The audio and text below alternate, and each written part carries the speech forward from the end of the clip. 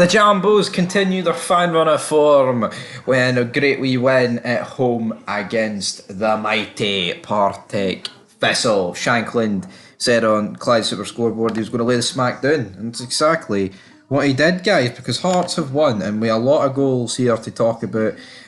So let's not waste any more time. Hearts fire themselves into the quarter final. Of course, Fog Football will be live late. Well, not live later, like, but we'll do a big draw.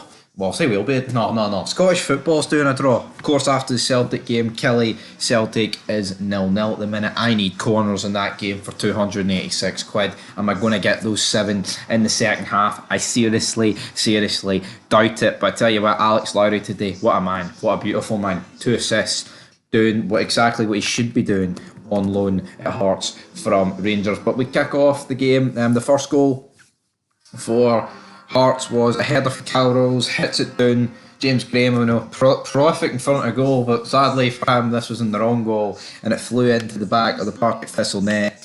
And Hearts led 1-0. And when you go 1-0 down to Hearts at Tynecastle pretty early on, things are not going to go particularly well for you. And if they're just off the back of pumping, Rosenborg especially, Hearts are absolutely buzzing. They're absolutely buzzing. But then Hearts, a couple of decent wee chances after this. Alex Lowry I thought was really good in this game with a lot of his, passing. Thought Shankland, obviously, Shankland, it's a hard, you go feel like a really open European game day, Partick Thistle, who were Partick Thistle were alright, but they've got beat 2-0 at the end of the day. But Alex Lowry, lovely wee ball, finds Oda puts it past the goalie here.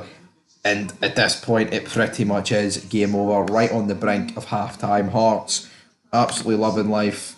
To make it 2-0 here, crucial wee goal for Hearts to just final nail in the coffin. And Alex Lowry loves his wee assist. And then, going to the second half, Partick Thistle, they've been told, right, we need to go out and make an impact, but then Lauren Shanks stepped up to the task and went, no, yous aren't making anything, guys. Nothing's happening here, because guess what? I'm going to make it 3-0, and that's exactly what Lauren Shanklin did.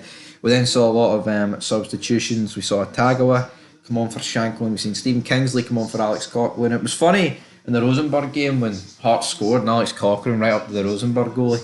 Pretty funny. The new signing, Demhall, made his first appearance. He came on for Neuenhof, is that how you pronounce his name? I'm not too sure. I mean, Partick Thistle, they huffed and they puffed. We then saw the likes of Halliday and Liam Boyce come on. I tell you what, I talked about it a wee bit in the review for the Hearts game against Rosenborg, but what is with Andy Halliday's tattoos? Now, maybe there's a meaning behind it and that's fair enough, but he was on Super Scoreboard and I'm looking at him and I'm like, did someone call them in with a felt tip? Honestly, I've actually no idea what you're going there for, Andy, but you've went with something and it doesn't look ideal. But yeah, Tago gets the final goal for Hearts. Hearts pump Partick Thistle 4-0. Across the city, Hibs are currently winning 2-1, but I guess we'll talk about that a different day. Now Hearts going to the quarterfinals. They join the likes of Rangers, Livingston, who else? St Mirren, Aberdeen, of course. So it's a very Premiership heavy. Well, I say it's a pretty Premiership heavy. I'm pretty sure there isn't even a team that's left. Because Airdrie did force extra time yesterday. Then Ross County with Eamon Brophy stepped up when it mattered to win 4-3. I feel a wee bit for Airdrie because they scored 2 late goals to force it to extra time, but I think they did all they could. But we'll talk about that more in the review show. But for this game, guys, Hearts have beat the mighty Partick Thistle 4-0. Stay tuned.